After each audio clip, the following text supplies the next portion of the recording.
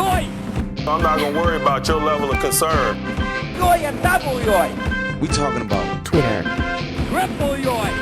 Think of how stupid the average person is, and then realize half of them are stupider than that. Never give up on the Steelers. Listen, I trust Mike T wholeheartedly, man. Coach T, besides my Lord and Savior, Coach T saved me.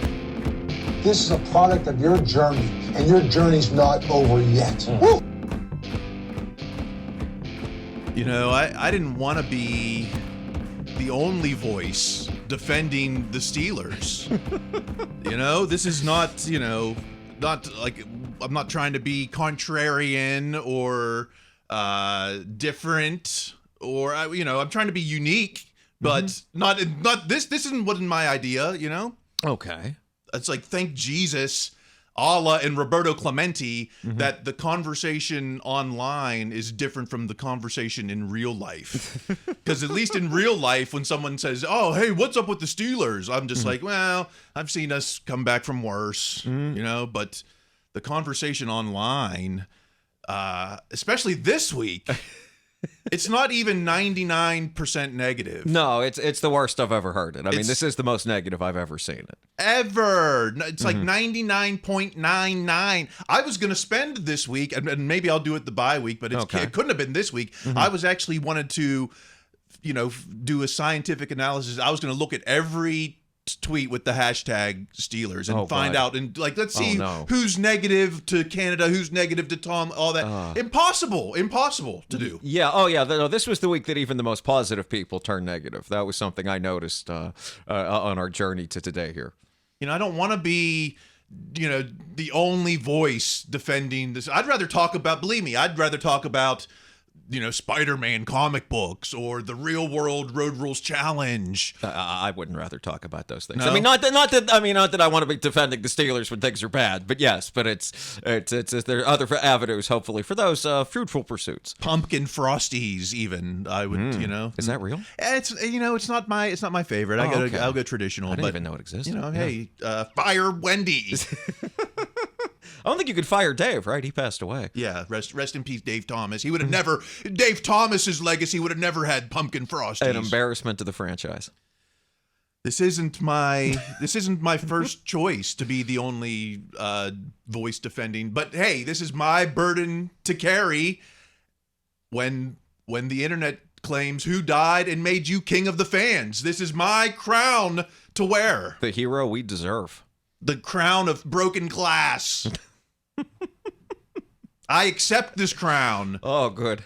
I'm infused with the spirit of Franco Harris in the pit at Rage Against the Machine. Wow. And I'll defend these Steelers. I'll defend the season forever, at least to the end of this season. Okay. You know, because it may feel like forever. The king of the fans may be a benevolent despot, but I'm still a despot. And it's time for my subjects to pay their fealty. Is that fealty. Close though. You were on a roll. All right. Well, this is what Yin's talking about. The conversation about the Steelers' social media conversation. Is it a conversation? I've seen so many capital letters this week. I think it's more of a rant or an exorcism. It feels like an exorcism. It does. It feels like a lot of people's heads have been spinning on their axis. Coming up in the second half, is there anything to tease? It's guess what? It's going to be a lot of crap talking fans. Yes. Yeah, it's sort of like, it's like an avalanche. Like, it's starting here. In the second half, you can tease further down the mountain. I think I found 3 reasonable takes maybe all week. And so maybe that's the tease. If you can stick around, and this is when fans start dropping off listening to the podcast. Oh, okay. When the losing starts. Oh, okay. Well, I mean, which I guess is weird. I mean, I guess that makes sense. I mean, it seems like there's also, I worry then that people get more of those fans because they turn more negative than to chase those fans. We obviously won't be doing that, but. Yeah, I wouldn't mind maybe culling the flock here. I don't know. I'm making up words, but by the way, I'm Kyle Kreis. Nice. With me in the Bumblebees is Greg Benevent. Hello. I figured this was a desperate enough situation I should bring this out. This is Casey Hampton, but you're more than welcome to think it's Vince Williams. Who's 98 currently? Liao. Liao. On the ones and twos, center field, number 18, Andy Van. How you guys doing? I'm proud of you guys for being here. Thank you. Appreciate it. Thank you. That's the kind of take. Appreciate it. Yeah. Niners fans teaching Steeler fans how to behave. Yeah, and they're doing great. They're doing great. All right. Well, I didn't just want to do the same old because everyone's same old takes, same old content. Except more vociferous and loud and negative this week. More so. Mm-hmm. So I said, hey, I don't want to be accused of doing the same old thing. So instead of just, blaming Canada, blaming Tomlin, I went and found, I don't know, what do I got here? The 5 different types of Steeler-hating fans here. Okay. 1, 2, 3, 4. Oh, yes, you do. 5. Yeah, I got 5 types. And I would have included a 6th type, the know-it-all, but I think that applies to all of the above. I think that's sort of, there's a lot of, if this was a Venn diagram, that's kind of the center square, or shape. Free space on the free bingo space. I card. had to spit on you, apparently, to say that. Yes. Mm-hmm. All right, so because we have to, because as the king of the fans, we must delve into this. Let's get to the takes. We'll start with the Hyperbolists. At Matt Light. This is the worst Steelers game I've ever seen. It sounds like deja vu from week 1. Well, this was much worse because this was a much worse team than the Niners. Well, it's not even the worst game against the Houston Texans that I can think of, Mm-hmm. Look back at 2002, which was a 24-6 loss. Maybe not. This was a 30-6 loss. But that was an expansion team. That was worse. And this was also, the offense was much, much better in that game because they rolled up 400 some yards of offense, and just Tommy Gunn gave up, I think, 3 interception returns for touchdowns, maybe 2 interception returns for touchdowns and 1 fumble. Yeah, 2 pick sixes and a fumble. Okay. David Carr was 3 for 10 for 33 yards. It's the one game I didn't see because there was a reading of a play I wrote going on at the time. It's the only game I haven't seen any part of since 1992. But if this is the Matt Light I'm thinking of, he might not have seen that game because he might have been too young. This one is almost, so it's like, this very well could be the worst game he's ever seen. And there's been some bad games since, but this is what he may possibly get a pass on it, if I'm thinking of the same Matt Light. Yeah, this guy is a fan guy, or is he I think he's a comic, isn't he? Oh, he's a comic. Yeah, my bad. He's on DVE. Sorry, I don't want to confuse. Mm-hmm. Maybe that's our burden for being older fans, is that we can actually... You would think as getting older, things get easier, but that's not how it works.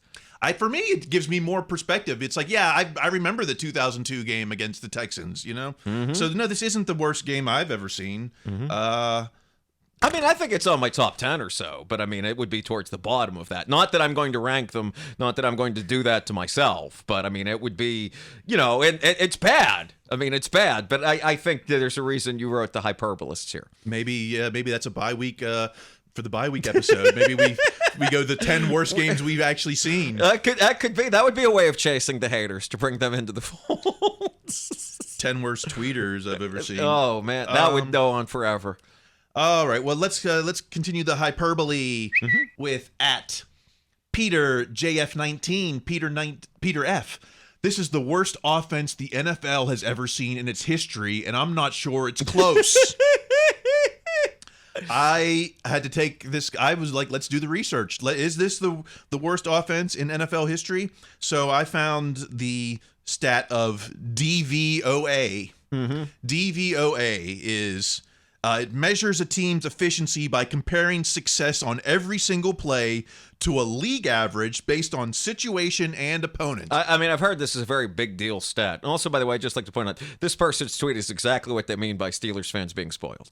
This is exactly, like, if you can even say this to yourself and not just crack up laughing, it proves that you have been way too, seen far too much successful football in your lifetime. Well, true. Mm-hmm. So is this the worst offense the NFL has not even even close. It's not even the worst offense in the NFL, according to DVOA. The Steelers are 27th. I'm not proud of a 27th ranked DVOA defense, but it could be worse. There are 5 teams worse. The Raiders, the Giants, the Titans, the Bears, and the Jets. So Steelers are at a negative 21.6% in DVOA. Wow. Okay. So where does that rank in all time? I don't know, because I could only find the 12 worst offenses of all time, and Steelers don't make that list. Right. Oh, yes. They're far off. Number one is that 2002 Texans. That's the worst offense of all time. I believe that. I mean, having seen the highlights to that game every time the Steelers played the Texans, yes. And Steelers lost to them. Yes. So they're, as bad as it gets, at least we didn't lose to the worst offense of all time this year. This year. We beat the Raiders. Do we play the Jets? I don't think we do. I don't think so either. That was also the year, by the way, the Steelers did go to the playoffs that year. That's the year they lose to the Titans and with the field goal penalties, whatnot, that kind of thing. Oh yeah, look through your Steeler history. Heaven forbid a Steeler fan, recalls Steeler history, and a lot of these poor starts ends up in the playoffs. We said that last year. About 50% of the time of these 1-3 or 2-2 starts, we end up in the playoffs. Mm-hmm. So I won't even break down the. I mean, there's the 2002 Texans, 2018 Cardinals, 92 Seahawks, 2005 Niners, 2016 Rams. Blah blah blah blah blah, on and on. Colts are up here twice. Niners are up here twice. Steelers are not in the top 12 of worst offenses of all time. Well, even just to piggyback on your point, I mean, the number 12 team is the 2022 Colts at minus 32.1%, and the Steelers at minus 21.6% are obviously nowhere near that. So, I mean, they're not in the neighborhood of the worst offense of all time. Granted, this is not the kind of conversation we wanted to be having after week 4. No, I didn't want to compare DVOAs from here on out. I was hoping we would be the splashiest defense, and I was going to start to compare those stats. But thank goodness I didn't get on that. Okay. More hyperbole with at Blitzburg. This was an embarrassing performance from Art Rooney II all the way down to the janitor at Steelers facility. This was an embarrassment to the Steelers' great name. The janitors. What did the janitors do? Did not what did they not clean? Use dirty water? They didn't game plan either. It was everything is just absolutely a mess. See, whenever someone tweets something like this, I always wonder: is this someone just totally just at the mercy of their emotions? Did you have a couple drinks? Are you way up on caffeine? Is it just you're like? Did you consciously craft this to try and get the negative audience? I mean, I'm certainly very upset after the game. I gave myself a few days, and I'm certainly much calmer now. And so I can kind of see where this person's coming from, but I would never want this kind of sentiment even remotely associated with anything that I put my name to. That's bananas to me. I don't get it. Yeah. We want them to be fat and sassy and spoiled. Yeah, sassy and spoiled are certainly correct. But I just don't get the mindset behind this. This is so weird to me. Yeah, you talk about how embarrassing this team is. Meanwhile, these fan takes are embarrassing. How can you? It's like, who gives anyone the audacity to think that they know more or are smarter than these professionals? Even Matthew Canada is a professional offensive coordinator in the NFL, knows more about football than Joey Couchsitter. Okay, I don't care. Jeff Fisher knows more. He could have been a Super Bowl champion if that guy were just a little bit taller. Just so entitlement. It's like, because you bought a jersey or you went to a game, you bought tickets. Steelers don't owe you nothing. More hyperbole. Let's get some individual at Wes Kazala. Steelers center Mason Cole's lack of skill and fortitude spits in the face of the team's tradition of tough centers such as Hall of Famers Mike Webster and Dermontti Dawson, as well as blue-collar tough guys like Ray Mansfield and Jeff Hardings. Cole's cheap.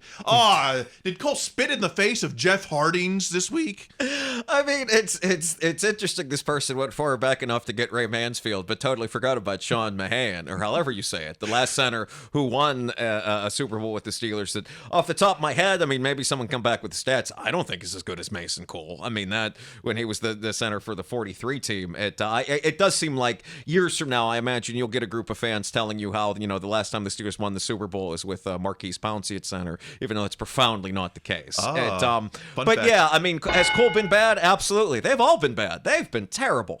But it is still week 4, and perhaps you want to save a little bit of the hyperbole in the tank. And it's a 2-2 team. We were just 2 years ago. We were 1-3 coming at this place, and and I think the takes are worse this time around. It's probably equal. Yeah.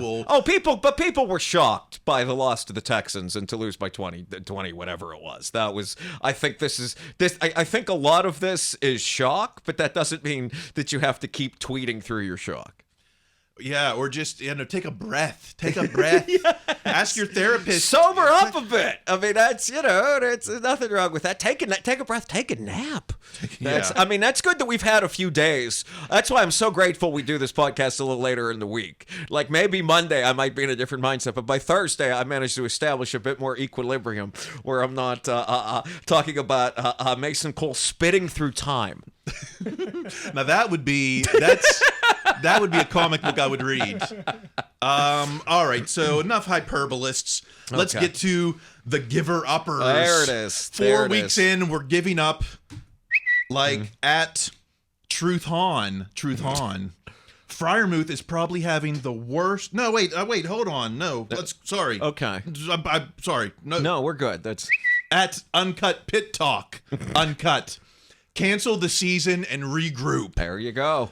2-2. We could have scored 30 points every game and could have been a 2-2. If we scored 28 points every game, we'd be 2-2 right now. So it's entirely possible. You're going to cancel that season if it's 2-2, no matter which way you slice it. I mean, again, this entire tweet and so many of these read is like, I emotionally can't handle this. And I sort of get that. Like, I do. I can understand that maybe, whenever somebody says, like, they want to give up on the season, I kind of think, maybe you should. Yeah. Like, you should. You can. There's not, the Steelers aren't paying you. You really can take a knee on this whole thing. And it is, I mean, I don't think you have it on here, but some of those guys that, like, and I forget who their names are, but the like, famous podcasters that, like, know the Steelers, some of them were the ones, like, I'm giving up, too. Like, some of those guys, and I'm thinking, like, you've had conversations with TJ Watt. Are you gonna like text him and say like, hey TJ, I'm giving up on this whole thing? Like that's bananas to me. I think if you listen to Ben's podcast, it was like maybe just 15 minutes of football talk and the rest was beer drinking, Oh yeah, no, absolutely. But right. And and I think that's the way a lot of the fans were out there too. Ben was sort of following them. You can defer to the second half on your takes, Yes. too. It's like right. Oh yes. Cancel this. Yeah, cancel the season. Good. Yeah, good for you. We need less people tweeting. At Jay Bailey NFL, Jarrett Bailey, a 6-11 season is the best thing that could happen to the Steelers, to be honest. At 2-2, is 6-11? That's going to be hard to only win 4 more games this whole way out. Well, I mean, there's again, this is a sign of just how spoiled these fans can be. The worst thing you can imagine is 6-11. That's the absolute nadir of your imagination. You have no deeper nightmare. That would be the worst in 2 decades. Oh, absolutely, yes. But that just shows that's as far as they go. This person, there's no 2-15. There's no 4-13. It's 6-11. I would, if one losing season every 2 decades comes around, like, talk about blessed. Right.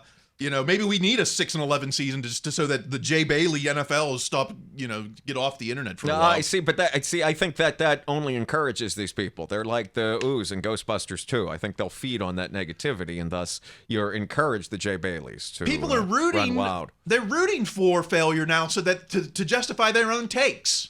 Yes. If Matt Canada turned it around, people would be so disappointed because it means that their own narratives in their head are false. Well, I think the professional take slingers would. I think some of the fans would just be glad and just do the fan thing of shutting up about their negative takes when the team started winning again, which is fine. That's your right as a fan. There's no hypocrisy here. This is a game. But if there are some professional take slingers who absolutely have that opinion, yes. We create these. I don't like. Should I play therapist? Maybe. Hold on. Let's get through some more of these. Sure. Because I'll tell you what Kyle the therapist would say to all these crybabies.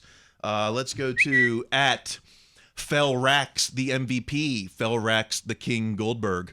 I gave up on Najee Harris a long time ago, but I think today may be the day I give up on Pickett. Matt Canada, great, but Pickett's not able to sustain a single drive.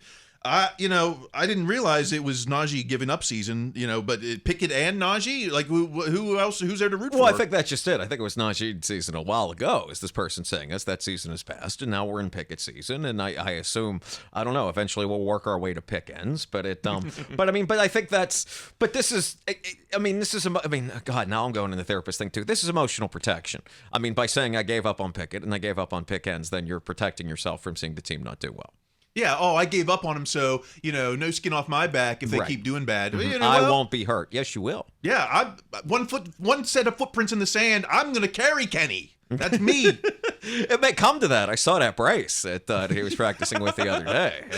We may have to get him on the beach. Yeah, we may have to carry him on the beach together. Yeah, I know we joked about it in the car, but yeah, if the brace keeps him in the pocket, then right, maybe... exactly. Yes, if that keeps him from stepping out, from running his way into the sack, which is how we got into this mess in the first place. I don't even want to talk about the play, but at Masto Donkey, Danny Archer, Matt Canada got Kenny Pickett hurt with the most stupid play call on 4th and 1 I've ever seen. At this point, I don't expect the Steelers to make the playoffs. I don't expect them to finish 500, but they better file Matt Canada. I'm still expecting, 500 and playoffs. Why not? It's not even, it's the first week of October. Right. It's a very wide open season. I mean, that play has felt like this real nexus point, several roads diverging in the wood, the real butterfly effect of this play. I don't think I've seen a play in a long time that I've heard more different interpretations, and the more I've read about it, the less I feel I know I saw in the play. Did Sumalo hold the block? No, he didn't. Did Kenny run into the sack? Did Broderick Jones give up the sack? Was there someone open? Was there not? I mean, it's again, this is one of those things like previous success would keep us out of this. I don't know who to blame the more I read about this. Yeah, they convert that, and then it's like, what do you have to complain about? Because I don't know. Now, I'm putting it on Kenny on that play because I think he had some open people. Yes. And I think he spun out of the pocket too early. Yes. But that play also wasn't the entire game, which is what we keep coming back to. Yeah. Yeah. No, I know Ben was like, oh, I hate the play. I want to run play action or try to draw him off sides or something like that. And then I know Kabali was like, I want to kick the field goal there and go down by 7. It's like, I think any of those options would have angered the fans would have found reason to be angry with that play no matter what happened. Because then the Texans would have, I mean, that's the one time they actually did stop the Texans a bit on defense was during that third quarter. Yeah. Enough about the play. We could have lined it up and tried to just grunt it with a running over the grunted for one. Grunted? Why do I keep saying that? Grunting's good enough. I mean, that's what they tried to do with Jalen Warren on the earlier drive, and it didn't work. They could have stuffed it, and then everyone would have said, "Oh, you telegraphed the big run." And you gave up on Kenny, and you didn't give Kenny a chance to convert that. Yes. Well, for the giver-uppers, maybe, all right, one more giver-upper. At Will DeThrill 39, Will A. I love the Steelers, but until change is made on the coaching front, I won't be watching another game. I can't do this anymore. My health is being affected by this. 2 blows, or I'm guessing blowouts, and it's not even halfway through the season. All the more reason to stick around. There's, it's not even halfway through the season. If your health is genuinely be affected by this, don't watch. I mean, if that's correct, then you shouldn't. I'm not sure how change is made on the coaching front, because then you're going to watch that team get blown out too a few times as they try to figure out these coaches, and then that's not going to help your health either. If anything, my health is more affected on the closer games. I mean, when the Raiders started that comeback, I was getting nervous. The Cleveland game, my pulse was, I was about ready to check the blood pressure. But this past game, it was kind of like, well, they were never in it. Yeah. I mean, it's for the one time they were in it was on this one drive we keep talking about, the 4th and 1. Maybe we should have, I wouldn't mind some more fans not watching another game. If, it's like Pirate fans aren't this miserable, and we had, 3 good teams since 92? I'm going to disagree with you there. The Pirates fans are this miserable, but the thing is the Pirates fans aren't this numerous. They're not this loud, right? I mean, that's a whole different. Yeah, I mean, they're used to being like, okay, what's going on in Durham? What's going on in Indianapolis? That's an entirely different beast. The Pirates fan. Geesh, we're going long. Let's get to the third type of crappy Steeler fan, the philosophy questioners. These are the existentialists. Let's go to at NPC 210 Nick Camuso, starting to think this guy is the biggest problem with the Steelers. Picture of Art the Second. I mean, it's the one guy who's not getting fired. How do you even quantify, though, that it's like that it's Art's problem? Because I'm under the belief that Tomlin's the CEO. Yeah, and, when we hear how he hired Brian Flores, and it was kind of just like, knock on Art's door, hey, can we do this? Yes, no, Exactly, but I mean, not to give NPC 210 too much credit, perhaps that's what they're saying with this, is that by giving Tomlin all this free reign, that Tomlin's ruining it. But then I realized I just talked myself into this guy saying the biggest problem with the Steelers should be the person that takes over more responsibility with the Steelers, and that's ridiculous too. So, no, this is its own self-defeating asinine argument. I laugh at that. I think Art's job is to just create revenue. He's kind of a silent partner, more or less. If you were thinking of as a corporation, that's probably the best way to think about it. He's probably worried about he's worried about making deals and where the money's coming in. I don't think to be honest, I don't think one losing season is really going to be all that much off his back. No, but I mean, I do think that does a losing season, a genuinely bad losing season, would be a real blow to the brand. I mean, yeah, well, one every what, It's like one every 2 decades. If your brain can't withstand that, I mean, look at the Yankees, this year. It's like, and you would have talked about a fan base that went nuts. Those people. Okay. Shoot. Let's go over to Reddit. Because I had to get off Twitter for Good for you. Good for you. And then you get this stuff like user Kevin Demand 34.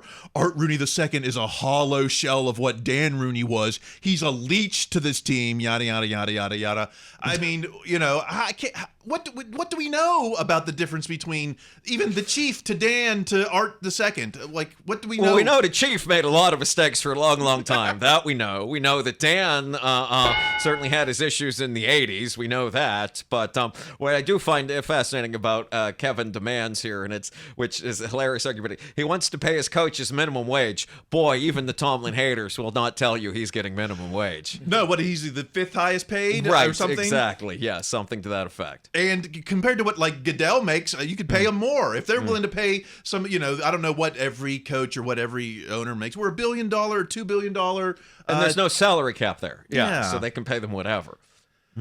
All right, we are going long. Let's get to the second half because we've still got more. Oh yes, we do. We've got the Statochist Masochists. Okay. We've got the amateur Omars. And we got the loud music. Gosh, turn that down a little. We'll even talk Tomlin. I'll even I'll even put my coach's name in your mouth. And then a couple reasonable takes. There are some reasonable takes. There you go. And maybe I'll get on the couch and become the therapist to Steeler Nation. Boy, that feels like that's a full episode. That's what the king of the fans should do. It's like you're standing out on the balcony with the scepter. Exactly. It's time to pay your tributes. All right. We'll be back in a moment. Raise your brand, you got it. Raise your brand, you want it. You got confidence, secure. Feeling confident? Raise your brand. Got 150 million? Raise your brand. Need AI solutions to carbon-based insurance problems? Raise your brand and reach for Acrisure. Confidence, tried and secure. Raise your brand, Acrisure. Raise your brand, Acrisure.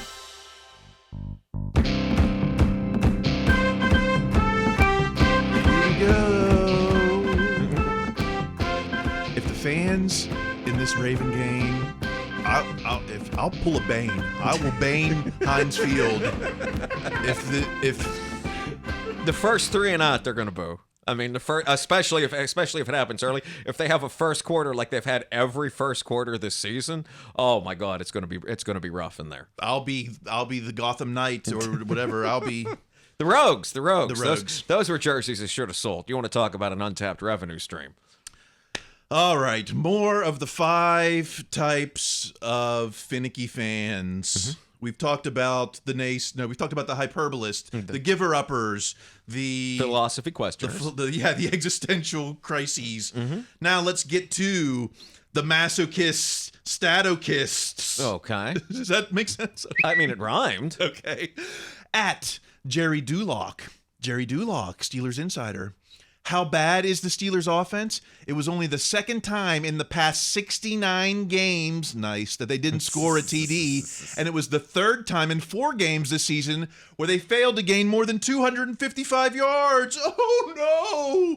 Bad stats. I'm just about the wins. We know that. Right. Yeah. Are these stats, I guess, I don't know. How concerned are you about these offensive stats? I'm getting more concerned every week. I mean, I'm more concerned after a loss than I certainly am after a win. I mean, the stats are kind of like debt. Like, they don't matter until you run out of money, until you stop succeeding. Then all of a sudden, the stats are very important because it's like, wait, we've got to turn this around. And oh my God, it's been now not a nice. Yeah, I mean, it's if this stops at 69 games, then we can keep saying nice.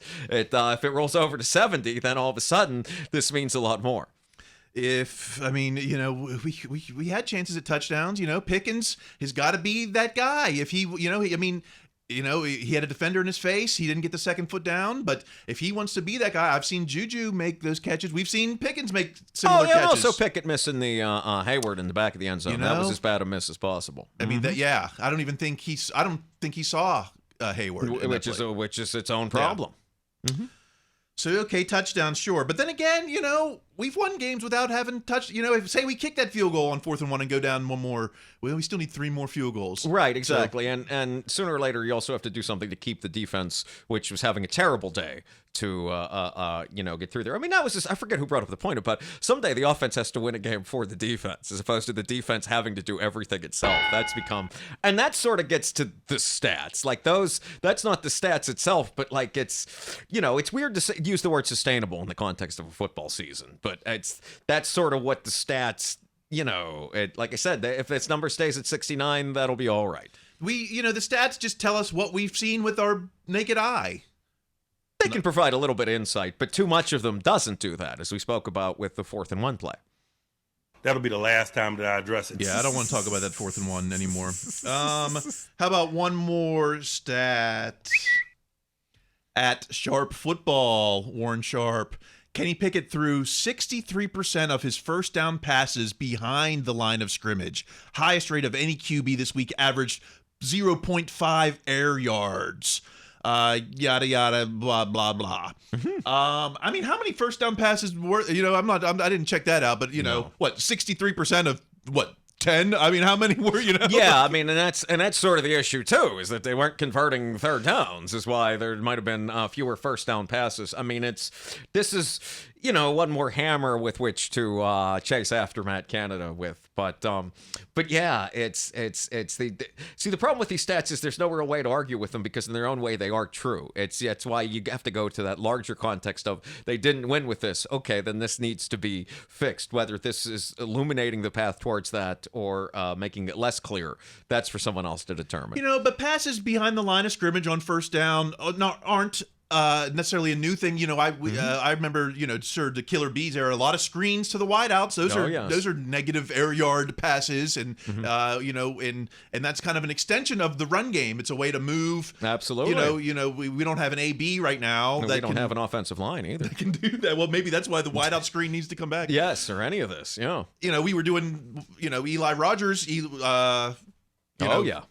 wideout screens. So it's a way to move the not to move the pocket, but it's just a way you'd want to get 4 or 5 yards on first down. This is one other way to do that other than just handing it to Najee and hoping he crawls up somebody's backside. Yeah, I'm not crying about air yards per pass. I'm crying more just about wins in losses.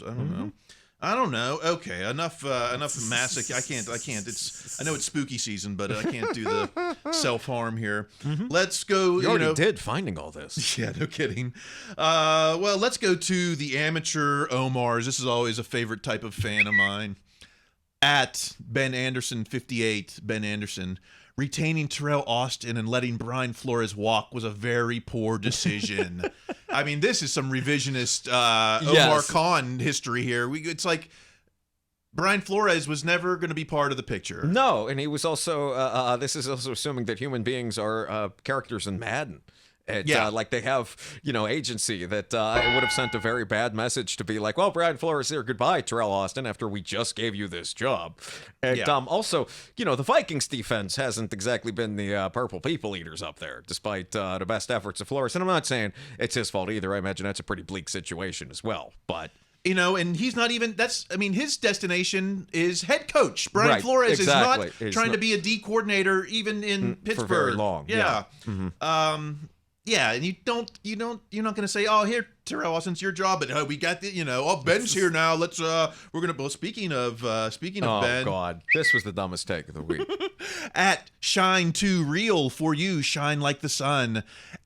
At this point, call Ben. No. But, I mean, what's he saying? Call Ben to be quarterback or call Ben to be offensive coordinator? Well, I mean, that's what Aaron Rodgers said to do, which is just hilarious to me. But no, Ben is not going to be your offensive coordinator. He's not going to be a coach. He very much enjoys hanging out and providing a little bit of help with one of his son's football teams and relaxing in the big house and drinking beer with that guy. He's fourth. Ben likes. He's fourth coach on his kids' Pee Wee team or whatever. Right, exactly. I think that's as much effort as Ben likes to put forward towards coaching. I mean, if he was an offensive coordinator, I would probably guess he'd be in the style of BA, whose take was, well, if you don't have something in front of you, go deep, go bomb it out. Right, exactly, and see how many times if you think Pickett is taking hits now and having this brace on his leg, my God.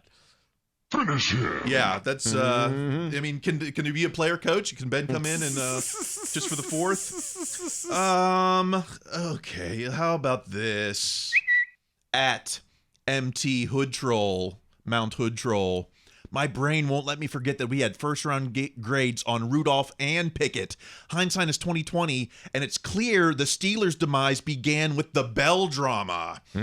I don't care about first-round grades on who and who, but did the Steelers' demise begin? No, I mean, for me, I believe it was the Shazier injury. I mean, if you have to pinpoint one place in time where the road changes, I think it's much more that than the Bell drama. That was a good team that, the injury that Stephon Tuitt had that no one ever told us about until after the Jacksonville loss, that might have, whenever that took place. But for me, it's Shazier. I mean, that solves so many issues going forward with Shazier. They probably don't draft Bush. They still have those assets. I mean, that is the real the two roads in the wood change.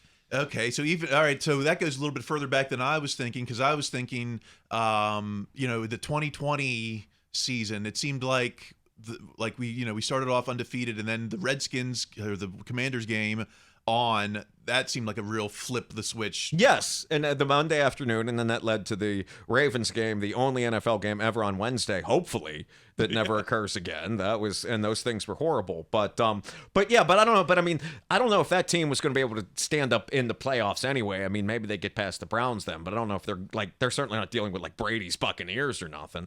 But yeah, for me, it's always been Shazier. That's where the switch flipped. You had the Shazier injury that season. You had in 2018 the season. It was just like the cursed last month where the Xavier Grimble fumble and pit of misery, as Colin Coward said we called it on when I was on a treadmill at the gym. Then there was the Duck season, which has been season-ending injury against Seattle in week 2. Then 2020 was a good season, but then it was the Browns Pouncey's snap and that whole game. And the things we just talked about with the Wednesday games and not having a bye and all that during the lockdowns. 2021 was a playoff season, but of course that was that team had the worst run defense ever. I mean, up until maybe this year, Steelers' worst run defense 2021. In the course of a season. This one unfortunately may make a run for it till Cam gets there. We'll see, but it. Okay, enough. What if we were getting close to that top worst things there anyway, just by organically. It's been a run. It's been a run of 6 seasons, no playoff wins. But my take is anything can happen in the playoffs. It's all about just getting to the playoffs. There you go. And all right, how about at the Betts 93, Jeremy Betts? Wholesale changes needed in Pittsburgh. If it means Rooney steps in and tells Tomlin to get rid of Canada or whatever it takes, make it happen. What exactly are wholesale changes? And people thought that, Tomlin says one word on Sunday changes, and then they expect that, we're going to see whole new uniforms and colors. Mark Whipple will be there on Wednesday. Yeah. I think that's when people especially turned on Tomlin this week, was when the wholesale changes. We had a padded practice, and I think that's when so much of the negativity came out after that. I mean, wholesale changes. I mean, I remember thinking, something similar when they went down 3 touchdowns to the Texans, but also I don't know what those are to articulate, and neither does anyone else. Changes. It's like we're not going to see the changes. He's Right. not going to tell us. He's not opening You're not up the going to playbook. know for years what those changes were. It's like the changes that fans want and expect. It was just like the word mojo a couple weeks ago. They thought, oh, he said mojo. He didn't mean it. It's just like this. The changes you think are not the changes he means. Right, exactly. And you're also not the audience for the press conference. I think it was Alan Saunders that pointed out the players are for this particular one, not the fans. Yeah, certainly not. They should have maybe it should be the players in there asking questions and not the press. I mean, this was the most I ever saw the Steelers media question Tomlin, though, in this week's press conference. I'd never seen it like that with Pursuta and them, like the people that are paid by the Steelers questioning Tomlin. That was pretty trippy. Some of them just need to be a little more clear. They just say why aren't you moving on from Matt Canada? Instead of being like, I think it was like Brooke Pryor was like, when you're talking about the offensive game planning, she kept trying to pin him down with it. Yeah. Just say, hey, why aren't you moving on from Matt Canada now? And let him say, like, I'm going to stick by my play. That would be a locker room moment. He's like, I'm sticking by my coordinator. I'm sticking by my players. That's because that's what he was thinking, right? Oh, yeah, but it was, I forget it was Kovacevic or somebody that brought up the point later. It's like he also was taking responsibility for this, too. It wasn't a complete abdication of responsibility. I don't think it can be read that way. Filippone, I don't want to talk about the fourth one. Filippone said that it was Tomlin's call on that play call. It very well could. It's all, in the end, it always is. He's the one that signs off, no matter what it is. Yeah. Okay, let's talk little Tomlin. Let's go to @TruthOn. Now we'll get to Truth On. Oh, good. Tomlin essentially chose Canada's career over Kenny's career. Kenny may never recover from this, even with a new offensive coordinator next year. Young QBs are so delicate in this early stage, like larva. He's not a monarch picket yet. He's still a caterpillar. Maybe the worst decision of Tomlin's career. We've heard this a couple times already this season, I feel. Yes, exactly. It's... We know why he stuck with Canada. The idea was to help Pickett with stability. There was a 6-2. It looked like, hey, we got things going. Kenny probably said, I stick with Canada. Yes, they don't exactly. give the guy an office and then say, hey, what are you doing up there? Right. He had input on this. Yes. Okay. No, that's exactly right. All right. There's nothing to add to it. At Colin Dunlap, so-called fan. Forget the particulars of play calling. Yes, thank you. What he says in his press conference or anything like that. Yes, I agree. Okay. Just from the widest, biggest level right now, it feels like Mike Tomlin has reached his career low point in the court of Pittsburgh public opinion. I think he's right. I've never seen it like this, not in the last few days. This is to see Depot making fun of him and whatever Alex Kazor's video was about yelling about the play calling or whatever. I think this is right I think Colin's right about this. This is as low as it's been in terms of the greater fans. How many seasons? Sure, 16 seasons, no losing seasons. Yeah, but this is with a Duck to just like the situations we went over in the first half of the Duck season, losing Shazier, the COVID era, the Devin Bush era. Despite these things, Tomlin has kept this team 500 or better. So that earns him no flowers. What am I trying to say? Laurels or plaudits or just trust, and I think that's sort of where I think a lot of this too, and it just hit me now, is this is people still dealing with the expectations of going into this season. It was they were told this team is ready to go and we're ready to hit it, and then it has been as rough an opening month in some time. We bought into the Cleveland Brown preseason hype. We took the preseason crown from the Browns and thought it was real. It was fool's gold. Shame on us. Shame on us for believing the preseason I don't think hype. That's the message we would have put out, that it's wrong to be optimistic. I don't think that's what we want to get behind. No, but it was. I'm still optimistic. But it's just we took the crown from the Browns, and now we have to wear it. I don't know. Okay, let's get into something more tangible. Like, at BT Steel Curtain, behind the steel curtain, should Mike Tomlin's seat be hot? Yes, 74%. No, 26%. Again, it's a more reasonable breakdown than I thought. I'm surprised there's as high as 26% on that. No. Who are the 26%ers? I need you to follow me. Right, exactly. You're the people to call. Yeah, we got stickers for you. We got an email. Yep. This is my kind of crowd. I'm a 26%er. Where are the rest? Because it feels like I'm 1 out of 1,000, 1 out of 10,000. Yes, particularly this week, 100%. And if they lose this coming week, even more so. They could not win another. First of all, they're not gonna not win another game this season. But even if they did, it would still be hard to say hot seat. I mean, we got Deontay's been out, Cam Hayward's been out. It's the injuries keep piling up. It's that not is on the top same, of everything else. It's not the same maybe as the Ben season out. No, but it's as close as it's without TJ. I mean, we've lost TJ in the past and still managed to win some games. Right. So. Don't jinx it. Stay healthy, TJ. Stay healthy. Even though he was invisible. He got blocked by a receiver. That's as bad again. I mean, what an amazing job the Texans did. Yeah. And it's like and then you look at the secondary, without the pass rush, the secondary looks like JV out there. So, no hot seat. Not even, he might be heating his own seat. I'm sure he's stewing and wants to win. Oh, God, yeah. Mm-hmm.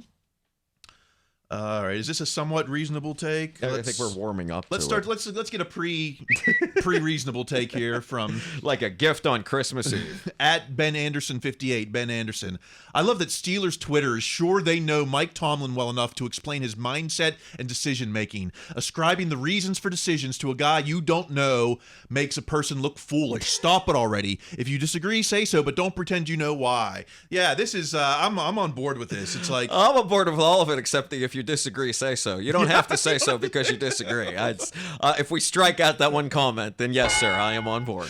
But it's, this guy is I hate to say it week in, week out. He's so respected by everyone in the game, in the league. Everyone outside of the 412 thinks this guy is football god. And there's a reason for that. Certainly. And so, several reasons. Yeah, many reasons, including 16 non-losing seasons. So, just like I hate the people who are like, Tomlin is complacent, or Tomlin his ego won't let the changes be made, or any of these reasons. Well, I mean, I think there's also a fine line. People, you're talking about, again, we're ascribing morals and thought processes as someone we don't personally know, between his ego won't let him make changes, and this is what's worked for him. This is how he's gotten to this point, and this is what pulled him out of similar concerns in the past. No one watches more. We've heard people say no one watches more football.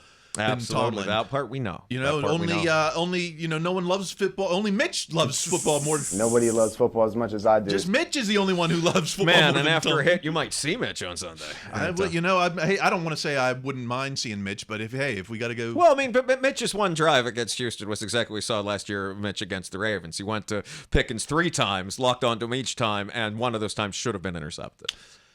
Okay, all right. Let's wind things down with some actual reasonable takes. How about that? Mm-hmm. At Carter Critiques, Christopher Carter. Regardless of who's open, who's not, it's clear Pickett still doesn't know where to go with the football on most plays. He must have that idea this far into his time in the offense. I've maintained Canada's biggest problem has been getting this message across. Still is. It does seem, I'm not trying to blame players, but it does seem execution over scheme. And that's what Najee said. I mean, without blaming, he didn't blame Pickett. He took it himself. He took it on us, the players. Yeah.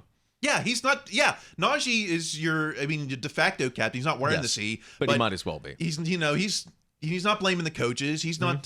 He's not pulling a Claypool out there or whatever. Kenny's gotta get a little bit better. Yes, they all do. They all do. Everyone, yeah. The fans do. Please, fans. At Steel Curtain Network. How the Texans managed to eliminate the Steelers' defense in this game is unreal game planning with the injuries they've sustained up front. Maybe this is, to me, the top line. Steelers unbelievable. Steelers were bad, but Houston was good. Houston was good. The screens, we didn't get the pass rush. They had good screens. They had good running. Kendrick Green. It was an incredible game plan. Kendrick Green was crushing Cole Holcomb on some of those screens. So they came in. They did a good job. And I think that's where a lot of the fans' frustration comes from, is why did the Texans have this much better game plan? I mean, today, it's just the Texans played a great game, and that very well could be that. I mean, it's the Steelers turn this around, then that's what it is. Hopefully. I mean, are we going to see apologies to Tomlin? There should be when we get we're 2-2. We were 1-3 2 years ago, and we turned it around 2-2. And even if we go 2-3 after the Ravens week, it's still not. We haven't been eliminated from the playoffs before Christmas once in the past 20 years. I mean, it's the one game they played that was the one. Ben and his crew played one game that didn't matter. The one against the Browns in the last game. That's it. So until we're at that point, since 2003. Until we're there, I'm still right. Oh yeah, and there's always a chance to win. Yes. Yes, thank you. That's that gets a. There you go. That's the winning take. There's always a finally. I know we don't have Ben. That's the thing, It's like with Ben, you always had a chance to win. Maybe we're learning that. I don't know. I'm not going there yet. One more. It's maybe not reasonable take, but this is my take. This is my take of the week at Tipton_05. Trey Tipton. I'm not a good fan and honestly don't want to be, okay? Most of y'all couldn't coach your kids' Pop Warner team, grown men and women just talking to talk. I wish I could come to some of your jobs and tell you suck without having experience in your field. Sounds absurd, don't it? This is my take. It's like, oh, it's just sports, Kyle. We're sports fans. We're fans. We're fanatics. And it's like, you can also be a good person in your life. These players and coaches do hear this stuff and take it, take it to heart. And you don't, like, I wouldn't come into your job and say, you don't know how to, I don't know. Right. I mean, you don't know how to be a server, but also but I'm also fortunately not emotionally invested in this person and yelling at them about their job. I think, and that's where all of this comes from, is that, these people are hurt and they're lashing out. I mean, these are what we're dealing with here are the stages of grief. I mean, we are grieving. These people are grieving, the first month of the season, or maybe just that Sunday game against the Texans. Hopefully just the latter. We create these narratives in our heads, and then we take it to the extreme. Like, for instance, if you're at you're at the airport and, your flight's delayed. You start coming up with this story. It's like, Delta shouldn't be doing, why is, Delta makes millions. They shouldn't do this. I'm going to miss my connecting flight. I'm going to be late to where I got to be. And, woe is me. Like, who's going to make this right by me? And instead, it's like, look, this isn't about you. This is just, it's happening. It's reality. No one's out there trying to delay your flight. No one's out there trying to throw 0.5 yards behind the line of scrimmage on average. No one's. We're trying to win. It's believe me, these coaches and players are stressing about this way longer. Oh yes, that part's 100% one on social media. Certainly. It's just it's just like, find a quiet place inside and just, recognize that you're existing in a reality. I'm so glad we're doing this when we do on Thursday as opposed to on Monday. I might have had a tougher time getting to that, and I think a lot of these people did too. But I think that speaks to your point. You can tweet about the game on Tuesday. You don't have to tweet about it on Sunday. You don't have to tweet about it on Sunday night. You don't have to tweet about it on Tuesday either, certainly. But you don't have to do it at the half or right after the game. Yeah, or during the game. Right. It's like you can, or you can tweet about something else, Right. Or find something, find something else to, hey, there's a new Steeler Funko, that's cool, or there's new hats, or I don't know, or don't tweet maybe. Right. Your whole life is just clout chasing. It's because it's not like you're giving insight, and this is not just social media. It's all the blogs, it's all the podcasts. I listen to so many podcasts, same old takes, so much content. I read every stinking headline. I don't read every article, but thankfully I'll read every headline, and it's all the same, and even just boring stuff like power rankings or stock rising. See, those are the ones you should never read. Winners and losers. Because those don't have anything behind them. That is literally the charting of vibes.